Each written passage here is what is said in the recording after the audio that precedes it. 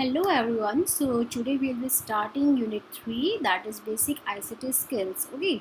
So till now we have completed unit 1 and unit 2 of employability skills. Now we will be starting unit 3, basic ICT skills. In basic ICT skills, first of all, we'll see introduction to ICT. That means its definition. What is basically ICT is? Okay. So ICT stands for Information and Communication Technology, which deals with the use of electronic media like computer, smartphone, iPad, etc. to store, process and retrieve data or information. Okay so जैसे कि आप लोगों को पता है कि data और information हम किसको बोलते हैं. जैसे डेटा और इन्फॉर्मेशन क्या होता है, लाइक आपने अपना नेम एंटर, आपने कोई फॉर्म फिल करा है, आपने नेम एंटर करा है, उसमें अपनी क्लास लिखी है, स्कूल नेम लिखा है. तो ये जो भी आप इन्फॉर्मेशन डाल रहे हैं ना, उसी को हम बेसिकली डेटा या इन्फॉर्मेशन बोलते हैं. और डेटा और इन्फॉर्मेशन को मैंने कम्युनिकेशन टेक्नोलॉजी, हमने जो कम्युनिकेशन स्किल्स पढ़ा था उसमें भी थोड़ा सा ब्रीफ आपको इंट्रो दिया था कि डेटा, इन्फॉर्मेशन, मैसेज, ये सब हम किसको बोलते हैं. ओके सो चाहे आप टेक्स्ट फॉर्म में भेज रहे हैं, चाहे आप कोई सॉन्ग भेज रहे हैं, चाहे आप कोई वीडियो सेंड कर रहे हैं किसी को, सो ये सब बेसिकली क्या है, अपना डेटा है. इसी को हम इन्फॉर्मेशन भी बोलते हैं और इसी को हम सिंपली मैसेज भी बोलते हैं. ओके सो वो जो डेटा है हमारा, सो उनको स्टोर करना, प्रोसेस करना, डेटा को रिट्रीव करना, ये सारी चीज़ें जो हम करते हैं वो किसी न किसी इलेक्ट्रॉनिक मीडियम के थ्रू करते हैं. ओके सो वो इलेक्ट्रॉनिक मीडिया कौन कौन से हो सकते हैं, आपकी कंप्यूटर, स्मार्टफोन, आईपैड, कुछ भी हो सकता है. सो ये पूरी जो प्रोसेस है इसी को हम बोलते हैं information and communication technology. Okay so to retrieve the data, to store the data and to process the data by using some electronic media like computer, smartphone, iPad, etc. Then this is called our ICT. Okay, now ICT अब आपको समझ में आ गया है कि basically हम किस बारे में अब बात करने वाले हैं. ओके जैसे कि आपको अगर आज के टाइम पे कोई वीडियो देखना है, कुछ भी सॉन्ग प्ले करना है, या फिर आपको कुछ इन्फॉर्मेशन चाहिए, लाइक आपको जैसे कि ये देख लो कि आपको क्लास 9 का कुछ पढ़ना है, तो आप यूट्यूब पे जाके सर्च करोगे उसको, कोई आप पर्टिकुलर वीडियो देखोगे ना. तो ये सारा जो आप कर रहे हो किसके थ्रू कर रहे हो, फ़ोन के थ्रू कर रहे हो, आपके स्मार्टफोन के थ्रू कर रहे हो. अगर उसमें आपका फ़ोन स्मार्ट नहीं होता, सिंपल फ़ोन होता, तो आप ये सारी चीज़ें नहीं कर पाते. ओके तो ये स्मार्टफोन के थ्रू करो या फिर अपने कंप्यूटर, आईपैड के थ्रू भी कर सकते हो. तो ये सारा जो आप प्रोसेस कर रहे हो इसी को हम आईसीटी बोलते हैं. ओके सो अब ये आईसीटी जो है, इसकी एप्लीकेशंस बहुत सारे फील्ड्स में हैं. इसकी एप्लीकेशंस आपके एजुकेशन में भी हो सकती है, health, business, design, manufacturing, science, environment, इन सभी में इसकी कहीं ना कहीं एप्लीकेशंस. ओके सो हम सबसे पहले देखने वाले हैं ICT in education. So ICT for education refers to the development of information and communication technology specifically for teaching or learning purposes. ICT has also become integral to the teaching learning process. ICT to some extent has replaced traditional chalkboards with interactive digital whiteboards. Students are also using their own smartphones or other devices for learning during the class time. जैसे कि आप education में ICT, अभी just मैंने आपको example दिया था जब हमने आईसीटी का इंट्रोडक्शन पढ़ा, कि आपको अगर कोई वीडियो देखना है या कोई ऑडियो देखना है या कोई आपको कोई पर्टिकुलर सब्जेक्ट पढ़ना है, तो आप यूट्यूब पे जाके उसको सर्च करोगे. ओके या फिर जैसे कि अभी स्कूल में आपकी क्लासेस नहीं हो रही because of this corona virus. Okay so basically सारे टीचर्स क्या कर रहे हैं, को ऑनलाइन पढ़ा रहे हैं. ओके सो आपको रिक्वायरमेंट नहीं कि आप स्कूल में जाके पढ़ो, आप सारी जो फैसिलिटी आप स्कूल में जाके जो चीज़ पढ़ रहे थे वही सारा कुछ कंटेंट आपको टीचर्स कैसे प्रोवाइड कर रहे हैं, आपको इंटरनेट के थ्रू प्रोवाइड कर रहे हैं ना, वीडियोस बना के डाल रहे हैं, कोई किसी एप्लीकेशन के थ्रू पढ़ा रहे हैं. सो बेसिकली क्या हुआ, ये सारा एजुकेशन सेक्टर में तो आप यूज़ कर रहे हो कि अपनी डेटा आप किस चीज़ के लिए रिक्वेस्ट कर रहे हो, आपको डेटा मिल रहा है, या फिर आपको कुछ ऑडियो वीडियो कोई टीचर सेंड कर रहे हैं, आप उसको रिट्रीव कर रहे हो, आप उस सब वीडियोस को देख रहे हो, है ना. तो बेसिकली इस एजुकेशन फील्ड के अंदर क्या हो रहा है, हम आईसीटी को यूज़ कर रहे हैं. इवन आप अपने स्कूल में भी देखते होंगे कि आपके प्रोजेक्टर्स है ना, प्रोजेक्टर्स है, इवन डिजिटल वाइट बोर्ड्स है जो कि आपके ट्रेडिशनल चॉक बोर्ड्स को भी रिप्लेस कर रहा है ना. सो ये सारी बेसिकली क्या है, हमारा आईसीटी जो है उसका यूसेज है एजुकेशन के फील्ड में. नेक्स्ट है आपका ये आप पिक्चर देख सकते हैं, like this teacher is teaching the students via these computers, okay. And यहाँ पे इन्होंने प्रोजेक्टर के थ्रू सारा प्रोजेक्ट कर रखा है और फिर बस स्लाइड्स को ओपन करके टीचर पढ़ा रहा है ना। यहाँ पे उन्होंने कोई बोर्ड चॉक यूज़ नहीं किया है।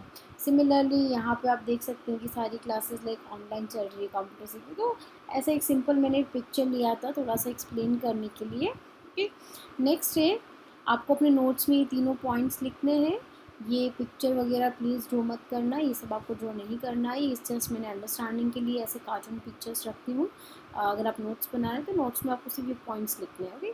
Now next is some of the advantages of ICT in education. So जो आप अभी हमने देखा कि एजुकेशन फील्ड में हम आईसीटी का कैसे यूज़ कर रहे हैं, ओके। अब उसके एडवांटेजेस क्या है? सो एडवांटेजेस, आपको ये सारी बुकिश लैंग्वेज ना बिल्कुल रटने की ज़रूरत नहीं है। आप अपने अकॉर्डिंग भी बना के लिख सकते हैं। आपको जैसे कि आईसीटी का मीनिंग क्लियर हो गया कि information and communication technology, okay. और जिसमें कि हम डेटा को किसी भी तरीके से एक्सेस कर पा रहे हैं। सो अब एजुकेशन फील्ड में कैसे यूज़ हुआ उसका, वो भी आप अपनी लैंग्वेज में लिख सकते हैं। वही कि टीचर हमको ऑनलाइन पढ़ा रहा है, हम कोई भी ऑडियो वीडियो अपनी घर पे बैठ के अपने कंफर्ट के हिसाब से कभी भी किसी भी टाइम पे देख पा रहे हैं। इवन स्कूल्स में अगर हम जा रहे हैं तो हम स्मार्ट बोर्ड्स के थ्रू पढ़ रहे हैं, तो ये सब अपनी लैंग्वेज में लिख सकते हैं। फिर अगर इसके हम एडवांटेजेस के बारे में बात करें, जैसे कि हमारे टॉपिक की, तो एडवांटेजेस क्या क्या हुए इसके, कि स्टूडेंट्स जो है वो they are better prepare to deal with ongoing technology, है ना, change in society in the workplace. जो न्यू टेक्नोलॉजीज चल रही है उससे भी स्टूडेंट्स जो है उनको भी वो नई टेक्नोलॉजी देखने को मिल रही है। जैसे कि बहुत सारे बच्चे जिनने स्मार्टफोन यूज़ के यूट्यूब यूज़ कर रहे हैं, लेकिन जस्ट कुछ भी ऐसे ही फालतू वीडियोज़ में अपना टाइम वेस्ट करते हैं। उनको अब आइडिया लगा है कि किस तरीके से हम किसी चैनल को एक्सेस कर पा रहे हैं, किस तरीके से हम उसको यूज़ कर। तो ये सब चीज़ें क्या हुई कि आपको नई टेक्नोलॉजी से डील करना सीख रहे हैं, कि आप नई नई चीज़ें इसमें सीखने को मिलती है आपको। इवन अगर आप गूगल क्रोम पे जाके उसको कुछ रिक्वेस्ट कैसे करना है, कंप्यूटर के थ्रू आपको कोई डेटा कैसे एक्सेस करना है, कोई ऑडियो कैसे भेजना है, कोई वीडियो कैसे भेजना है, सो ये सारी चीज़ें आप क्या सीखते हो, okay. So first advantage. Second advantage क्या हुआ, images and videos used for teaching improves the retention memory of the students। अब कोई टीचर अगर आपको क्लास में पढ़ाता है तो हमारा माइंड इतना physically present, we are physically present होता है, बट मेंटली हमारा माइंड जो है वो इतना अच्छे से प्रेजेंट नहीं होता है क्लास में, ओके। कभी कभी हमारा माइंड एकदम से कहीं डिस्ट्रैक्ट हो जाता है। पूरी जब 1 आवर की या ऐसे 45 मिनट्स की क्लास होती है तो, और वहाँ पे इतने बच्चे होते हैं तो शायद एक पर्टिकुलर टीचर का ध्यान भी नहीं जाए। लेकिन जैसे ऑनलाइन क्लास में क्या हुआ, अगर आपको एक टीचर ने कोई वीडियो बना के भेज दिया, जैसे कि अभी आपके पास ये वीडियो आया है और आपने इस वीडियो को पढ़ा, तो आप बेसिकली इसी वीडियो के ऊपर कॉन्सेंट्रेट करके अपना टाइम निकाल के उस पर्टिकुलर टाइम पे पढ़ने के लिए बैठे हो। और जिस तरीके से आपके सामने पीपीटीज आ रहे हैं, पॉइंट्स आ रहे हैं, सिंपल पॉइंट्स के टर्म में टीचर समझा रहा है, पिक्चर्स के थ्रू समझा रहा है, तो इससे आपके मेमोरी में भी ये सारी चीज़ें क्या होगी, बहुत अच्छे से स्टोर होगी, है ना। थर्ड आपका हुआ practical demonstration can be given to the students. और आपको कुछ प्रैक्टिकल डेमोन्स्ट्रेशंस भी दे सकते हैं। लाइक यहाँ पे अगर कोई टीचर आपको स्प्रेडशीट्स के बारे में पढ़ा रहा है, एक्सेल, पावर पॉइंट, तो आपको प्रैक्टिकली करके यहाँ पे दिखाए पूरा कि ऐसे ऐसे करना है आपको, है ना। थ्योरी क्लास में नहीं करके आपको पूरा यहाँ पे एक्सप्लेन करे, कोई टीचर ऐसे करके दिखाए आपको, तो वो आपको ज़्यादा अच्छे से समझ में आएगा। नेक्स्ट पॉइंट, नेक्स्ट एडवांटेज क्या हुआ इसका, the teaching process in the class is interactive to make the lesson more enjoyable, and e-learning program allows students to learn at their own pace at any convenient time and from any place। So ये हमें पता ही है, e learning programme, e learning का मतलब होता है electronic learning, है ना। इसका मतलब होता है एक लर्निंग, यानी कि सिंपल जो आप क्लास में पढ़ते हो स्कूल जाके, ई लर्निंग मतलब कि आप यूट्यूब या मतलब ऑनलाइन मैथड के थ्रू पढ़ रहे हो, यूट्यूब हो गया या किसी ऐप के थ्रू ऑनलाइन आप पढ़ रहे हो, तो वो उसी प्रोसेस को हम ई लर्निंग बोलते हैं, ओके। सो इससे आप क्या हो रहा है, you are learning this all things at your own pace. आप किसी भी टाइम पे कहीं से भी इसको एक्सेस कर सकते हो, पढ़ सकते हो। सो एडवांटेजेस के बाद नेक्स्ट हम चलते हैं आईसीटी इन हेल्थ केयर। तो ये हमने पहले देखा आईसीटी का एजुकेशन में कैसे यूज़ है, उसके क्या एडवांटेजेस है। अब हम देखते हैं आईसीटी का हेल्थ केयर में क्या यूज़ है, okay. So through the right communication media, a doctor can easily deliver treatment and care to the patient who is located far away. Okay. So अगर आपका कम्युनिकेशन मीडिया बेटर है, अच्छा है, और suppose कोई पेशेंट है जो कि कहीं दूर बैठा है और उसको कोई प्रॉब्लम हो गई है ना, उसके आसपास कोई हॉस्पिटल नहीं है, बट उसको पता है कि उसको मोबाइल कैसे यूज़ करना है, उसको यूज़ करना आता है, तो क्या करेगा वो सिंपली किसी भी ऐसे आपने देखा होगा कि बहुत सारी एप्लीकेशंस है जिसमें आप किसी भी डॉक्टर से कुछ भी कंसल्ट कर सकते हो। उस ऐप पे जाके वो किसी भी डॉक्टर से ट्रीटमेंट के बारे में डिस्कस कर सकता है, ओके, पूछ सकता है। नेक्स्ट क्या है, doctor can also continuously monitor the patient's history, diagnostic report and track the current health condition। और अगर डॉक्टर को कोई क्वेरी है तो आपको अपनी रिपोर्ट सेंड करने के लिए बोल सकता है। बहुत सारी रिपोर्ट्स आप उसको वाया ईमेल, व्हाट्सएप कैसे भी भेज सकते हैं। उससे डॉक्टर के पास भी आपका पूरा रिकॉर्ड रहेगा, या हो सकता है आप उस डॉक्टर से पहले ही मिले हुए हो तो उसके जो रिकॉर्ड्स है उसमें सारा डेटा आपका स्टोर्ड हो। उस डेटा के थ्रू वो आपको आगे ट्रीट कर सकता है, आगे का जो भी प्रिस्क्रिप्शन है आपको दे सकता है। Using the ICT tool or a sustainable communication system, government can make efforts to create awareness among the public about the communicable diseases, prevention measures and various current diagnostic etcetera. Okay, so हमें पता है जैसे कि अभी corona virus बहुत ज़्यादा हो रहा है ना। सो कोरोना वायरस के टाइम पे अभी जैसे कि गवर्नमेंट को अगर हमें कुछ भी मैसेज देना है तो वो कैसे दे रहा है मैसेज, या तो हम टीवी के थ्रू। सो टीवी जो है वो भी एक ICT का ही पार्ट है, हम आगे देखेंगे। ओके, चाहे तो टीवी के थ्रू आपको न्यूज़ मिल रहा है या आपको व्हाट्सएप के थ्रू मैसेजेस मिल रहे हैं। सो ये सब डेटा कहीं ना कहीं से आप एक्सेस कर रहे हो, पूरा ऑनलाइन मैथड के थ्रू आप एक्सेस कर रहे हो या ब्रॉडकास्ट हो रहा है। तो ये सारा जो प्रोसेस है ना, डेटा जो आप कहीं और से रिमोट एरिया से आपके पास आ रहा है, वो सारा ICT प्रोसेस हुआ। ओके, सो आपको अगर गवर्नमेंट को कोई मैसेज देना है, गवर्नमेंट आपको कोई देना चाहती है मैसेज किसी कम्युनिकेबल डिजीज़ के बारे में, तो वो भी वो किसी भी ICT टूल के थ्रू दे सकते हैं। ICT टूल लाइक आप मोबाइल फ़ोन देख लीजिए, कंप्यूटर देख लीजिए, उसमें आप किसी भी मैथड के थ्रू, किसी भी कम्युनिकेशन सिस्टम के थ्रू उस नॉलेज को एक्सेस कर सकते, उस इंफॉर्मेशन को एक्सेस कर सकते हैं। ओके, उसके बाद आता है MRI, CT scan, ultrasound. These are done in hospitals, diagnostic centres to diagnose the disease. Okay, और हमारा जो MRI, CT स्कैन वगैरह जो बड़ी बड़ी मशीन्स वगैरह होती है, अल्ट्रासाउंड्स होते हैं हॉस्पिटल्स के अंदर। ओके, ये सब भी क्या है, हमारे ICT के पार्ट्स ही हैं। नेक्स्ट है आपका ICT इन गवर्नेंस। ओके, तो गवर्नमेंट जो सेक्टर्स होते हैं उसमें हम ICT को कैसे यूज़ करते हैं उसी के बारे में है इसमें। Okay, so first is ICT in governments can be help. First is deliver government services efficiently. Government services कुछ भी एफिशिएंटली हमको डिलीवर होती है। E governance sites enable people to perform various task such as filling a form, applying for passports, paying bills, property tax, etc. even sitting at home। सो जैसे कि आपको पता है पहले क्या होता था, जब बिलिंग वगैरह करनी होती थी, जब टेक्नोलॉजी इतनी एडवांस नहीं थी, तो बिलिंग के लिए लोगों को जाके बिल्कुल लाइन्स में लगना पड़ता था। फिर एक बार एक का नंबर आता था और लाइन में लगने में इतने घंटों हो जाते थे, एंड देन उनका बिलिंग होता था। कोई फॉर्म फिल करना है तो भी सेम प्रोसेस रहता था। पासपोर्ट के लिए अप्लाई करना है तो भी उनके लिए बहुत डिफ़िकल्ट होता था। कि सो हर चीज़ के लिए उनको बहुत ही लंबी लंबी क्यूज़ में खड़ा रहना पड़ता था। लेकिन अभी सारी चीज़ें क्या हो गई, उन सभी की एप्लीकेशंस बन गई है, बहुत सारी एप्लीकेशंस हैं जिसके थ्रू आप बिल्स वगैरह पे कर सकते हैं। सारी जो है गवर्नमेंट उनको फैसिलिटीज़ प्रोवाइड कर रही है by using the ICT। Next है ICT बिजनेस के अंदर। सो बिजनेस डिफरेंट डिफरेंट टाइप के बिजनेस आप ले लीजिए, लाइक अमेजोन हो गया या फ्लिपकार्ट, सारी ऑनलाइन आपकी शॉपिंग साइट्स है। बट बेसिकली क्या है, जैसे कि आपके मार्केट में जो लोकल शॉप्स होती है, तो वो अपना बिजनेस कैसे कर रहे हैं, लोकली कर रहे हैं वहाँ पे मार्केट में आपके एक पर्टिकुलर एरिया के अंदर। और जो आपकी अमेज़ोन वगैरह ये साइट्स है वो अपना बिज़नेस कैसे कर रही है, ऑनलाइन कर रही है। ओके, वहाँ पे हम सारे प्रोडक्ट्स को सेल या बाय कर रहे हैं, सारा कुछ ऑनलाइन हो रहा है काम। तो वो भी बेसिकली एक बिज़नेस का पार्ट हो, वो भी क्या हो रहा है, बिज़नेस हो रहा है। So e commerce basically enables जो बिज़नेस हम ऑनलाइन करते हैं उनको हम बोलते हैं e commerce. Okay, so it enables people to buy and sell the products online. And दूसरा ई बैंकिंग फैसिलिटी। इससे पहले बैंक के ट्रांजेक्शन्स के लिए लोगों को बैंक जाना पड़ता था, लाइक मनी निकालना है, डालना है, तो उसके लिए भी बहुत ज़्यादा लंबा प्रोसेस होता था। लेकिन अभी आप ई बैंकिंग कर सकते हैं, घर बैठ के एप्लीकेशन के थ्रू सारा बैंकिंग कर सकते हैं। आप मनी डाल सकते हैं, निकाल सकते हैं, किसी को ट्रांजेक्शन कर सकते हैं, अपना स्टेटमेंट स्टेटस बैंक का सब कुछ दे सकते हैं। तो ये सारा क्या हो रहा है, आप आपका ऑनलाइन मेथड के थ्रू। ये भी बेसिकली आपका बिजनेस है, बैंक जो बैंक से रिलेटेड है, और ये सब आप कैसे कर रहे हैं यूजिंग द इंटरनेट। इसमें आपका क्या यूज़ आ रहा है, ICT। तो ICT इन बिजनेस हो गया। फिर आपके ICT टूल्स, तो अब तक हमने ये सीखा कि ICT कौन कौन से सेक्टर्स में यूज़ आ रहा है, कैसे कैसे, और भी बहुत सारे सेक्टर्स में आता है, लेकिन हमने मेजर एरियाज देखे और किस किस तरीके से वो हम उसको यूज़ कर रहे हैं।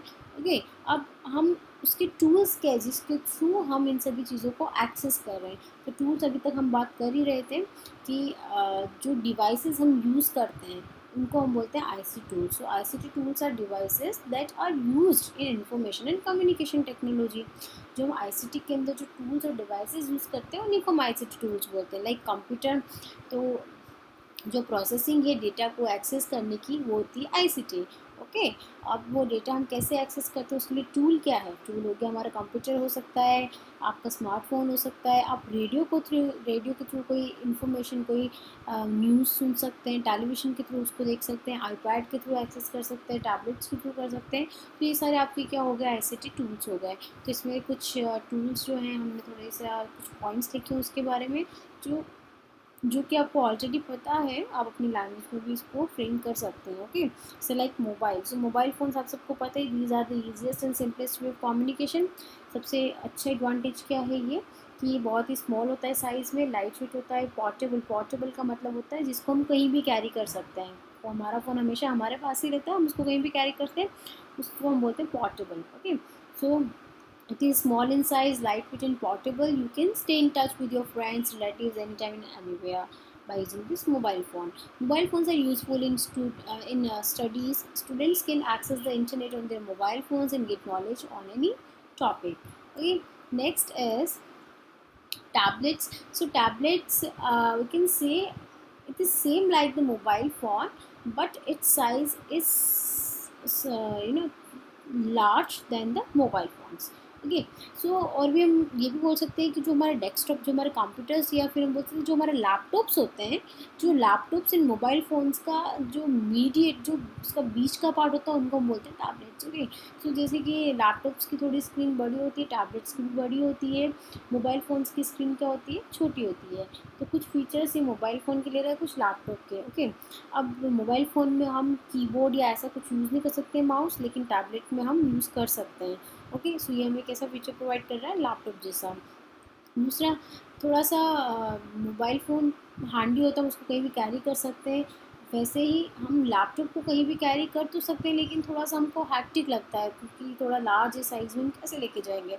बट टैबलेट्स इन दोनों प्रॉब्लम्स को ख़त्म करता है, इसको हम ले जा भी सकते हैं और ये सारे वो काम हमको करके देता है जो एक लैपटॉप के अंदर होता है। Okay, so this is like a small personal computer with a touch screen, और इसमें टच स्क्रीन भी होता है जैसे मोबाइल फ़ोन की तरह, बट काम ही लैपटॉप की तरह कर रहा है। It allows user to input data and instructions through keyboard or mouse. Learning software called app can be downloaded onto tablets. हम इस पर कोई भी एप्लीकेशन भी डाउनलोड कर सकते हैं। Radio is the oldest tool use to provide entertainment and information to people. So बस एंटरटेनमेंट एंड इन्फॉर्मेशन को सुनने के लिए जो हम यूज़ करते हैं उसको हम रेडियो बोलते हैं। रेडियो आप अपनी कार में सुन सकते हैं, फ़ोन पे सुन सकते हैं, उसके लिए पहले डिवाइसेस आते थे उसमें सुन सकते हैं ना। सो बस रेडियो हमको बेसिकली विजुअल को इन्फॉर्मेशन नहीं दे रहा, हम देख नहीं सकते, but we can hear it. It is providing entertainment information. You can listen to music, radio shows, etc. on radio. Next is TV. So television is another important ICT tools. You can watch music, view programs, okay, etc. on television. फिर है newspaper. सो newspaper पे हमारे जो आसपास की जो भी information है वो हमें मिल जाती है। लाइक कोई नेशनल इश्यूज़ हो गए, इंटरनेशनल इश्यूज़ हो गए, हमारा जो स्पोर्ट्स से रिलेटेड कोई इश्यूज़ है, कोई कोई स्पोर्ट्स, कोई स्पेस एक्सेट्रा, जो भी इंफॉर्मेशन है वो हमको मिल जाती है। तो पहले जब टेक्नोलॉजी नहीं थी तो न्यूज़पेपर सभी को पूरा प्रिंटेड, वैसे अभी भी आते हैं, लेकिन पहले से वही एक ज़रिया था लोगों को कुछ भी इंफॉर्मेशन गेट करने के लिए।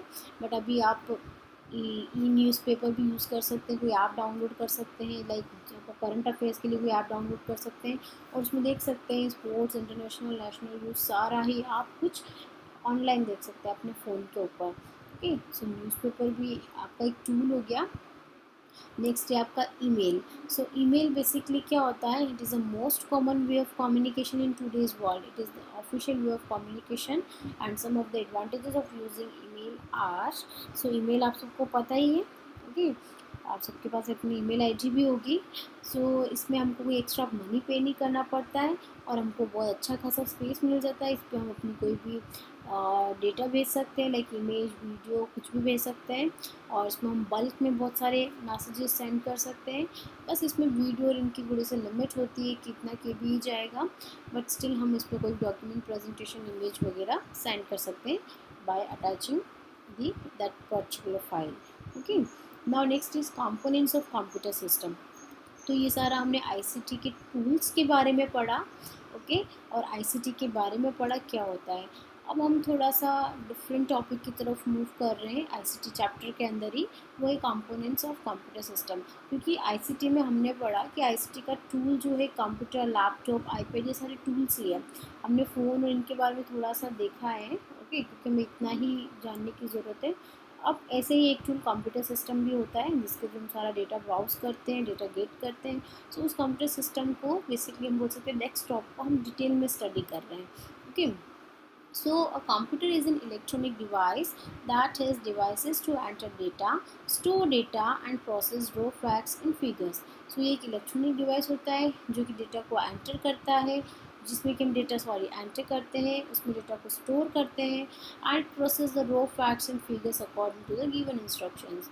और जो भी इंस्ट्रक्शंस हम देते हैं उसके अकॉर्डिंग उन फैक्ट्स एंड फिगर्स को ये प्रोसेस करता है and give the desired result on an output device.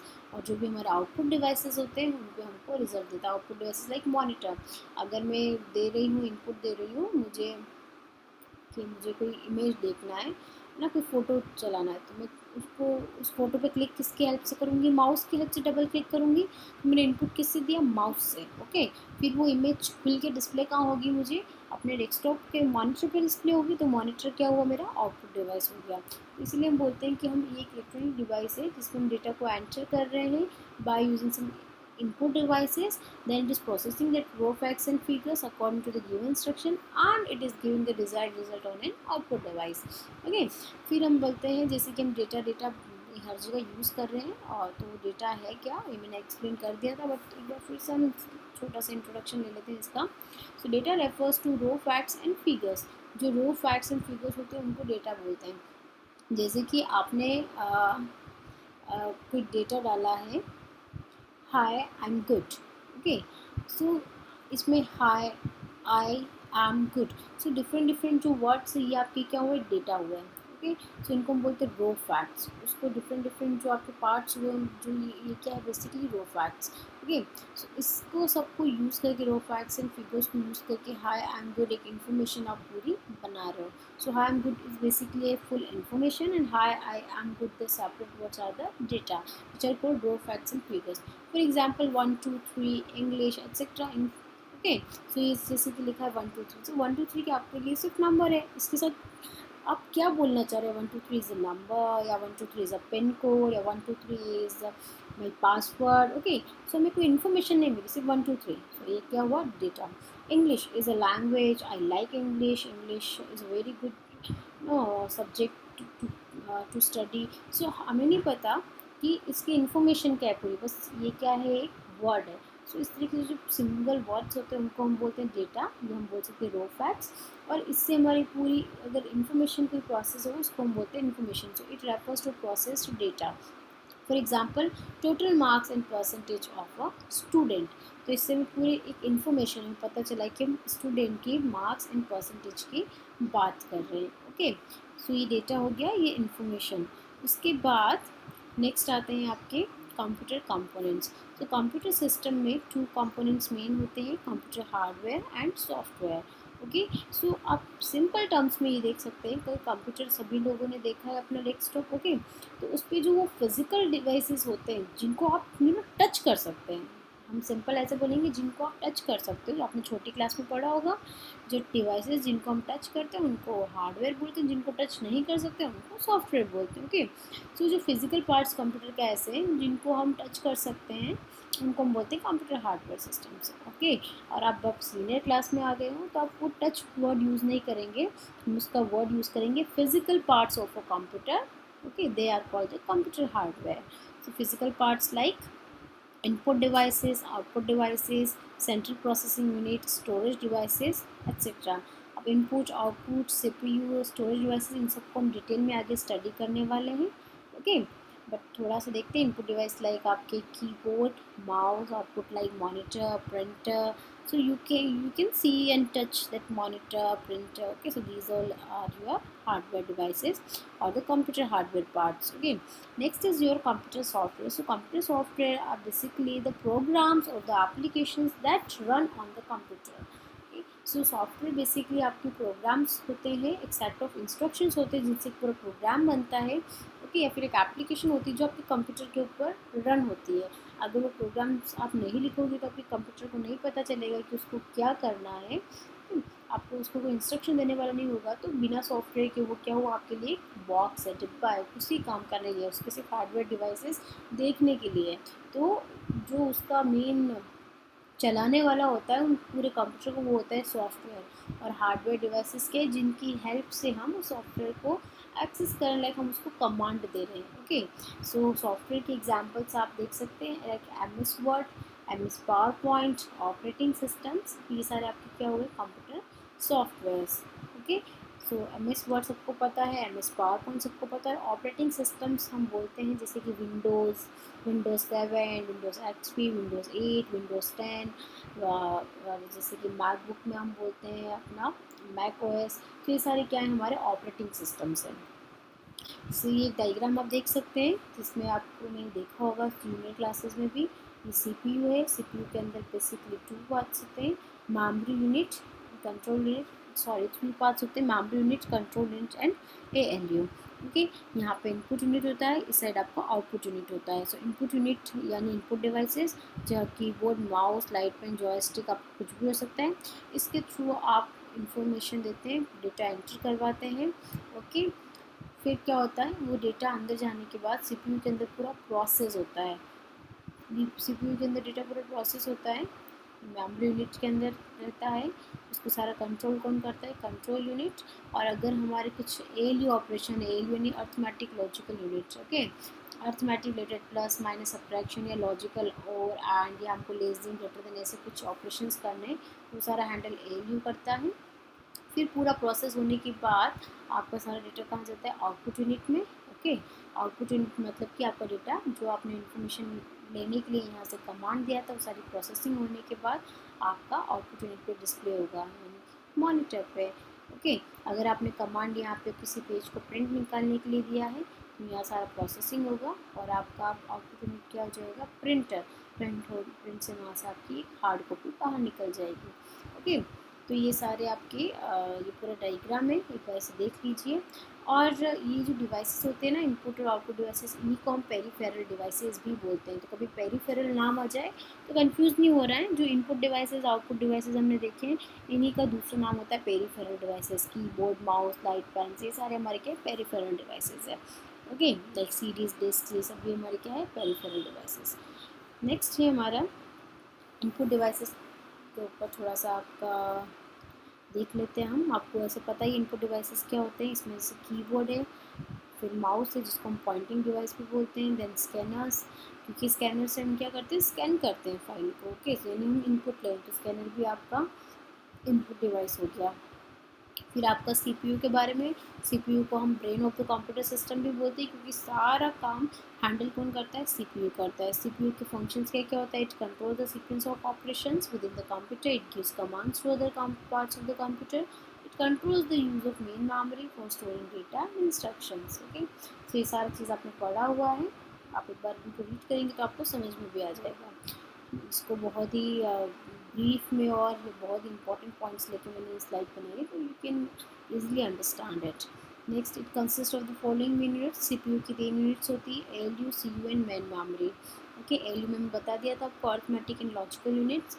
फिर आपका कंट्रोल यूनिट क्या करता है, control unit controls the flow of data from the input devices to memory and from memory to output devices.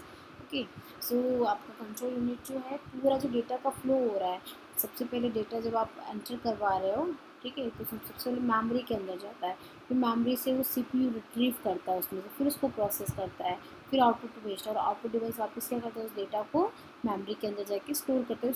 सो जो सारा flow है data को store करना, रिट्रीव करना, देना लेना, सो ये सारा जो कंट्रोल जो फ्लो है वो सारा कंट्रोल यूनिट उसको मैनेज करता है। Now when the processing begins, the first instruction of the program is selected and feed into the control section of the primary storage area.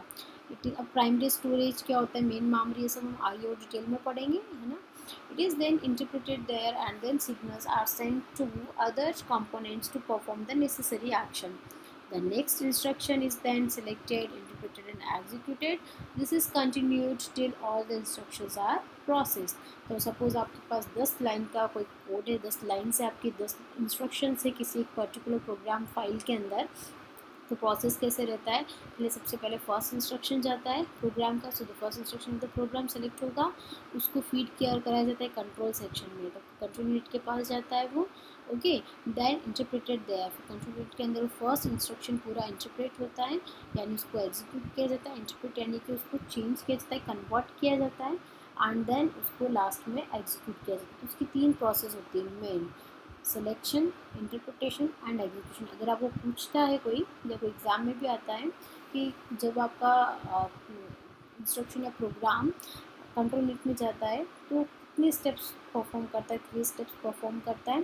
पहले ये सिलेक्शन करता है, इंस्ट्रक्शन वाइज फर्स्ट इंस्ट्रक्शन को select करेगा सबसे पहले, फिर उसको इंटरप्रेट करता है, यानी उसको कन्वर्ट करता है अपनी लैंग्वेज में, उसको समझता है, जैसे हम अपनी लैंग्वेज में दे रहे हैं, ह्यूमन लैंग्वेज में हाई, उसको अपनी लैंग्वेज में 0 1 की लैंग्वेज में कन्वर्ट करता है, मशीन लैंग्वेज में, एंड देन फाइनली उसको एग्जीक्यूट करता है। तो पूरी प्रोसेस इसके अंदर होती है। ओके, लास्ट है आपके registers. So these are temporary storage areas found in CPU of modern computers. Okay, so registers भी हमारे एक मेमोरी का ही पार्ट होता है, ये भी एक तरीके की मेमोरी है, बट इसको हम बोलते हैं टेम्पररी मेमोरी। जैसे आपकी मेन मेमोरी होती है उसकी स्पेस बहुत ज़्यादा होती है, लेकिन रजिस्टर्स की स्पेस बहुत छोटी सी होती है।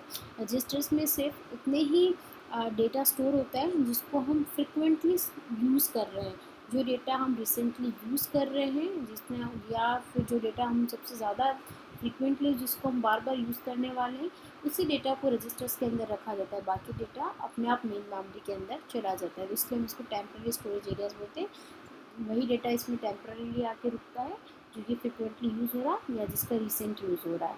Okay, these are the temporary storage areas in CPU. So in the next class we'll continue with this topic. Thank you.